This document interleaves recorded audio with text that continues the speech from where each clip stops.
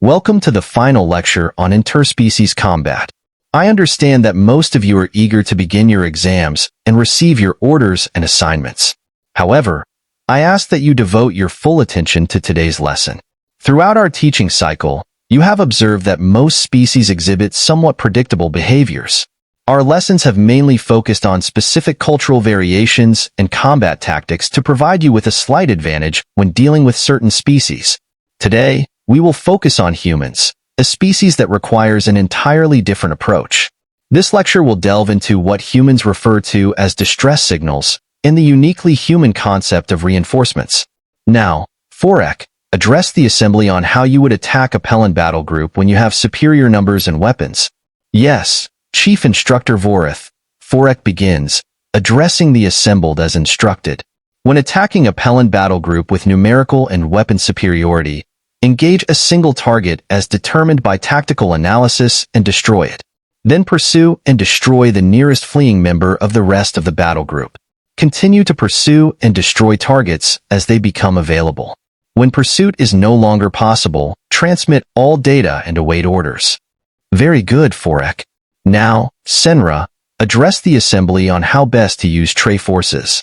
Yes, Chief Instructor Vorith, Senra replies, stepping forward. When engaging tray forces, identify the tray ship farthest from other tray ships. Engage and destroy it. If you have numerical and weapon superiority over a group of tray ships, engage and destroy. Excellent, Senra. Xanter, explain under what conditions an isolated ship or battle group of any species should not be engaged, assuming numerical and weapon superiority, either in space or ground combat. Xanter stands and speaks to the lead instructor. Forgive my ignorance, Chief Instructor, but I am unaware of any circumstance in which an isolated ship or battle group of any species should not be engaged, assuming numerical and weapon superiority, either in space or ground combat. I demand appropriate reprimands and punishments for my failure. None will be necessary, Xanter. You may be seated. Your ignorance exists only because we have not yet begun instruction on the final species in our series of lessons. I apologize for asking a question to which I expected no answer, but I felt it necessary to illustrate the seriousness of our subject. I suspect that many of you found the question absurd, though you could not show it. I, too, was once in training and sympathize with those who may have wondered if your senior instructor was experiencing a moment of mental deficiency. I assure you, I was not. 10 cycles ago, our forces engaged a human battle group. They isolated a Tigris-class cruiser and began bombardment. Our forces had twice the numbers and 10 times the weapons. Within a tenth of a turn, a second human battle group arrived. Despite this, our forces still held numerical superiority and 5-fold weapon superiority. While victory was achieved, the losses were 20 times greater than the tactical analysis had predicted. 5 cycles later, a Carrot-class cruiser engaged a human merchant ship. Almost immediately, a Tigris-class human battlecruiser jumped into weapons range and destroyed our cruiser. Drill, I can see you are struggling to believe what I have said. You may address the assembled. Yes, Chief Instructor Vorith, Drill begins, addressing the assembled as instructed. Drill is honored to receive instruction from the lead instructor and is grateful for the lessons that will allow Drill to serve the Empire as a loyal officer of the fleet. Drill knows the teachings of the lead instructor are true and necessary for this function. Drill, I appreciate your words, but I require your absolute honesty for the purpose of this lesson. Speak openly to the assembly, and I guarantee no sanction or censure. Further, I command that none of the assembled shall ever repeat your words to anyone not present. I remind you all that I have the authority to classify any part of these lessons at the highest level, and I so designate the remainder of this lecture. Drill, unless your next words are direct treason to the Emperor, you may speak freely with absolute impunity. Insult my parent if you must, but you will speak openly to those assembled, no matter the pain it may cause you. Yes, Chief Instructor, Drill replies. The lead instructor's statements defy all known military doctrine and logic itself. In a manner reminiscent of the tales told by old naval crewmen in a state of intoxication, the Aegis-class battlecruiser is renowned as a state-of-the-art warship. Despite its theoretical capability of defeating the Barracuda-class cruiser, all space combat carries significant risks of outcomes that may differ from those assumed based on tactical analysis. The captain of the Aegis-class battlecruiser is well aware of the possibility of losing his ship to well-placed shots to its reactor core or other tactics known to every fleet captain accustomed to defeating ships superior to their own. Furthermore, the Aegis-class battlecruiser would undoubtedly suffer damage and possible casualties even in the event of a decisive victory or during the retreat of the Barracuda-class cruiser. No prudent captain would risk such a ship to protect a mere merchant vessel. "Thank you, Dr. Kellen," said Admiral Vargon. "You speak truthfully and show an admirable understanding of military strategy and tactics. I commend your obedience to orders in the face of discomfort or uncertainty. Such skills will serve you well as a fleet commander one day. You may be seated. I want you all to consider his last statement carefully. No sane captain, indeed. In our initial encounters with humans, it was assumed that many of them were insane, or that their fleets lacked discipline or a proper understanding of strategy and tactics. Even with our current understanding, many still consider them somewhat insane. However, that does not make them any less dangerous. On the contrary, it makes them more dangerous.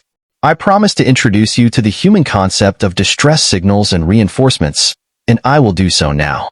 When threatened, whether as individuals, in their ships, or in battle, humans will call other humans to their aid. Furthermore, when alerted to danger, humans tend to converge rather than flee. When faced with defeat, their solution is not automatically to retreat. Often, it is to send in more humans. Remember what Dr. Kellen said about outcomes other than those predicted by tactical analysis. With humans, that is an understatement. When you engage humans, you are engaging not only the human targets you have selected, but potentially any other humans who are physically able to join the engagement. Yes, join the engagement. The human term for this is augmentation. While standard military doctrine states that when faced with an engagement without significant odds of victory, disengagement is the proper course, and if impossible, partial disengagement should be attempted, human combat doctrine is different. Morar, you have a question? Yes, lead instructor, replied Cadet Morar. I am honored and grateful for the opportunity to have my ignorance corrected by the lead instructor and ask for forgiveness for interrupting the lecture. Could the problem of humans summoning additional forces into combat not be solved by jamming communications before or during combat? Excellent question, Cadet Morar, responded the lead instructor. We have tried. Unfortunately, human ships, military units, and even individual members of their species maintain constant low-level communication signals. Interruption of such signals is automatically interpreted as a distress signal.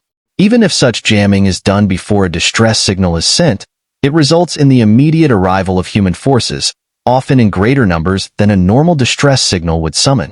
Recall the merchant ship defended by an Aegis-class cruiser. Our intelligence verified an incident involving a malfunctioning communications device on another such ship. An entire subgroup of warships jumped directly into weapons range of the ship within moments of the malfunction, and another group of 3 support ships arrived shortly thereafter. Now, let me anticipate your next question. Since jump drives and instantaneous subspace communications outstrip scanning capabilities by an almost infinite margin, how can we predict how many humans we can expect to encounter?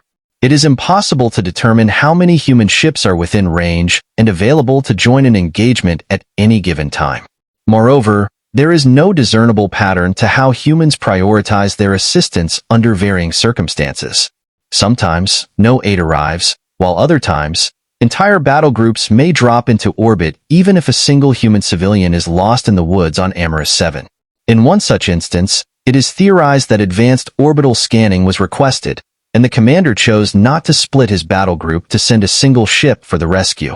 Nonetheless, when in danger, humans do call upon other members of their species for aid, often resulting in overwhelming force. This is codified in both their laws and customs, mandating that distress signals must be responded to whenever possible. Humans have been known to join battles with allied species, regardless of whether those allies are seeking victory or retreating. When dealing with humans or their allies, be prepared for the nearly instantaneous arrival of additional forces. Expect no retreat in any engagement with humans. You are encouraged to add a 50% chance of catastrophic defeat to whatever your tactical analysis indicates. Also, remove variables related to pursuit in case of disengagement. Do not pursue fleeing human ships. Instead, use the time to prepare for the arrival of a human battle group that may jump in between you and your target. A human battle group is never alone, and a single human ship, or even a single human, is never alone. If you detect a human on any ship, assume you will be engaging a human fleet. To illustrate this principle, I will share an intelligence report from less than a cycle ago. A human male named John visited a local entertainment establishment on the planet Nera and became intoxicated. 5 local citizens decided to attack and rob him. The human activated a personal distress signal, and an orbiting human cruiser responded by vaporizing all 5 attackers from orbit with no communication other than the distress signal. The cruiser received the signal, scanned the source, assessed the situation, acquired targeting locks, and directed its energy weapons to aid John. This may seem like madness, but it is a verified fact. I am providing you with selected battle reports, intelligence briefings, and other data relating to humans. Review these documents thoroughly and keep them in your personal data stores throughout your service. Although some of these reports are highly classified, I have arranged for you all to have clearance due to the unique nature of the human threat. The examples I have shared are only a few of many, and it is crucial to understand the threat to the forces you will soon command. If any of you require private counsel on this matter, it will be granted without question. Do not hesitate to request such counsel. It is a special case, and no record of your request will be kept. The private session will remain completely classified. Glory to the Empire. You are dismissed.